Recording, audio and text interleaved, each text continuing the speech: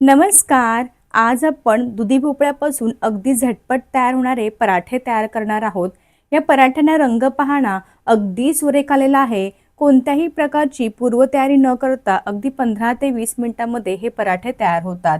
आणि ना तुम्ही हे पराठे सकाळी जरी बनवले आणि संध्याकाळी जरी खायला गेलात ना, आहे तसेच मस्त असे मऊ लुसलुशीत राहतात. अजिबात वातट किंवा कडक होत नाही. यामध्ये भरपूर सारा दुधी घालून हे तयार केलेले असल्यामुळे अगदी पौष्टिक असे तयार झालेले आहेत. चवीला म्हणाल तर अगदी अप्रतिम तयार झालेले आहेत.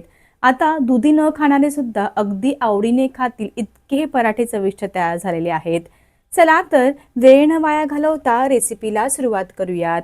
जर तुम्हाला माझ्या रेसिपीज आवडत असतील तर चॅनलला जरूर सबस्क्राईब करा. त्यासोबतच नवनवीन रेसिपीच्या अपडेटसाठी बेल आयकॉन देखील प्रेस करा.